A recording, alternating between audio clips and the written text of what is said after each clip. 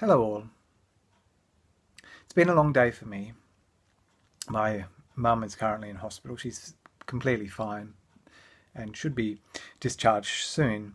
They're just determining what the next step is. So I've been with her in hospital for the last 4 or 5 hours, however long it was. So I'm a little bit tired now, to say the very least. But it's so beautifully synchronous, so beautifully timed with what I want to share with you today in so many ways. I want to share about my experiences with the divine feminine, with the energies of the divine feminine, and the times that we live in at the moment. Many are calling, amongst other epochal names and titles, the return of the divine feminine, the coming back into power, or better said, perhaps empowerment of the divine feminine energies. I want to preface this by saying that to me, the energies of the divine feminine are in no way separate from, at least from my perspective, the energies of the divine masculine. And if we think about the yin and the yang, the yin is as much in the yang, or the symbol, as the yang is in the yin. So they're not separate from each other. In many ways, they're perhaps more, each is unique in its expression. Perhaps that's the best way we can explore it. For me, the energies of the divine feminine, or the feminine energies, shall we say, and I've spoken a lot about these over the last few years, and it's just accorded so beautifully with my journey. Intimacy. Indeed, I launched a venture last year called Sharing Intimacy. So sharing intimacy to me is one of the beautiful spaces, one of the beautiful opportunities that we can have to explore the energy of the divine feminine within us, to explore those deepest parts of who we are, whatever they may be. They may be a long lost or long forgotten childhood dream. They could be our wounds from, abuse we suffered as a child. They could be grief and loss that we've experienced and felt from the loss of a loved one. So intimacy, the energy of intimacy, sharing the space of intimacy is a beautiful way for us. We can do that within ourselves, and we can do that with others if others want to share that space with us. It's a beautiful way for us to connect with who we are, with all that we are, with our emotions, with our thoughts, with our feelings, with where we are in any given moment, and to be present with them. As well as, if we do share it with others, to be present with another in the moment.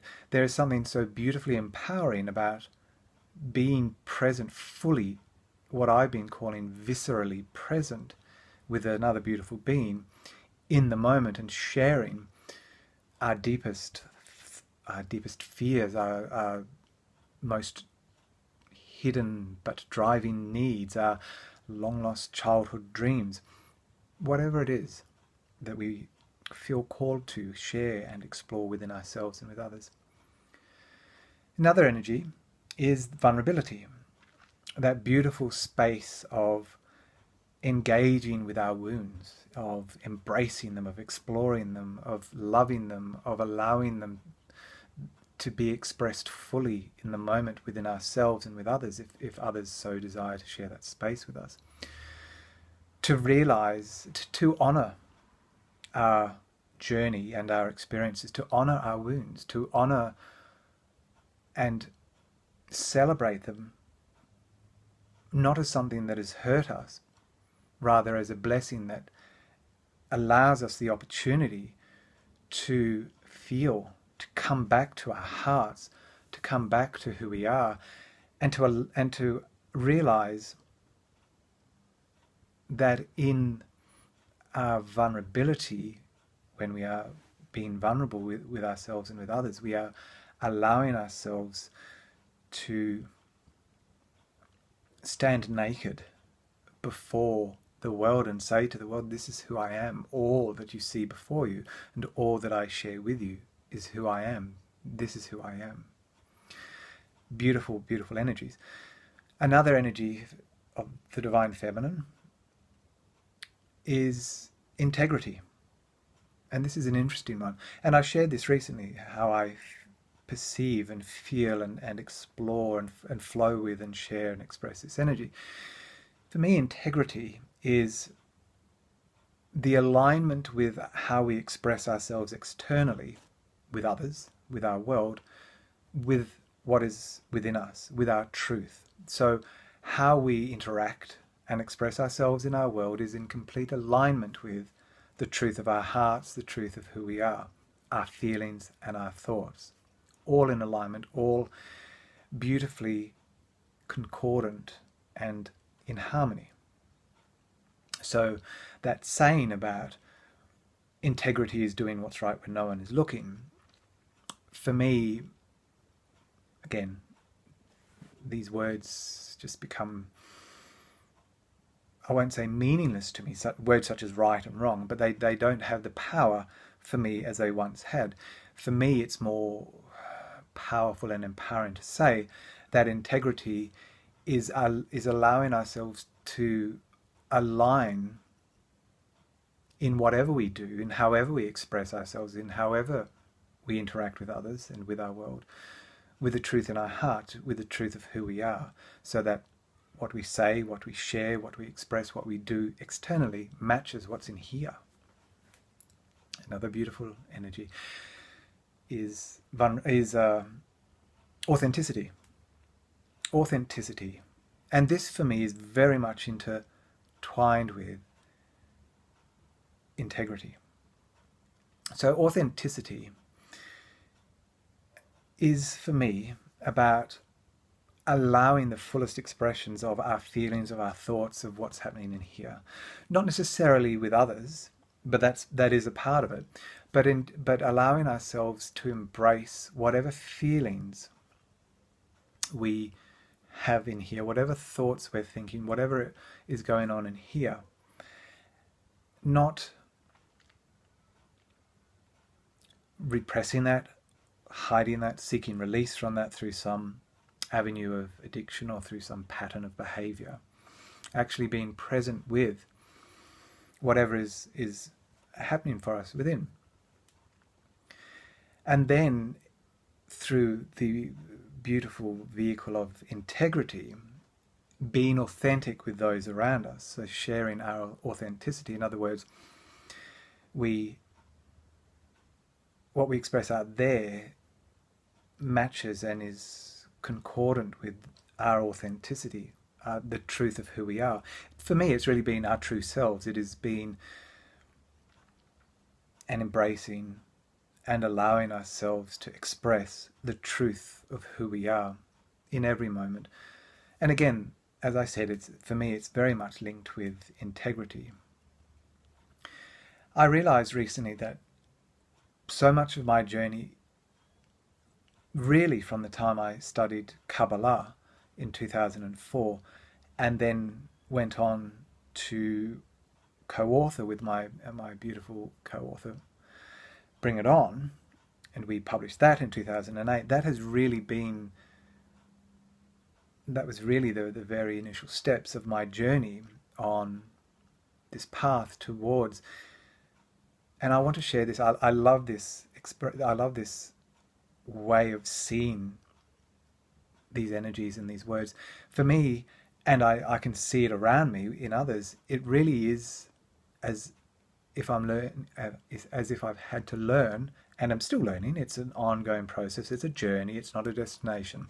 But it's been an ongoing journey of learning, of becoming fluent, and that's the best way I can express it, becoming fluent in a new language, both within the words that I use, share and express, and how I use them, and the energies that they flow with. But coming to be fluent in the energies themselves and how powerful and empowering they are in my life. And I feel in the world around us in this moment. For many of us, sharing intimacy with another means sex. For many of us, being vulnerable with another means exposing those parts of ourselves that we don't even want to know about, that we don't often even engage with, or that we may repress, or don't allow ourselves to feel and be with in any way. And yes, that of course that is a part of the energy of vulnerability. And of course, there is, sharing sexual intimacy with another beautiful being is another beautiful space and another beautiful energy to experience. But it isn't only about sex, and it isn't only about those parts of us that we would rather not engage with ourselves. It is so much more, and so much more profound in its energies and in the way that we are able to engage with these energies.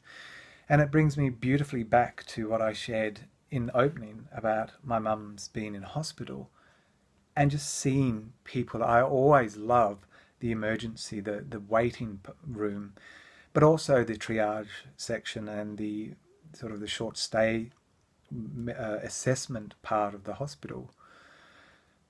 Because in those moments where people are at their wits' end, they're in intense pain, they're at the end of their tether, their rope, in what they're able to cope with, and the masks come off. I'm not saying that they wear masks in their everyday life, but it's in those moments often when their authenticity, their truth, their integrity, you get to see who they really are under all the layers of density that being in this physical world often means we experience and we've built up, and the masks often that we wear. And that's one way we can see authenticity is actually removing the masks and again standing naked as who we are in all our glory, and saying to the world and to whoever may be around us, this is who I am. And it's such a beautiful coming home for me to see how we react in those situations of immense stress often, and of immense pressure and intense emotions. There are people in tears, there are people in acute pain, there are people who just don't want to be there either in their bodies or in that physical present space. And it always, I just love the love that flows through in those moments when we allow ourselves to be authentic with ourselves and with those around us and our world around us. When we allow ourselves to share with ourselves and with those around us our intimacy in whatever way we so desire. When we allow ourselves to be vulnerable and to stand in our vulnerability and our integrity, what flows through for me, what shines through so beautifully and resplendently and so amazingly and upliftingly is love. Love and love. And on that sharing of beautiful energy, I'll say to each and every one of you, I love you and thank you.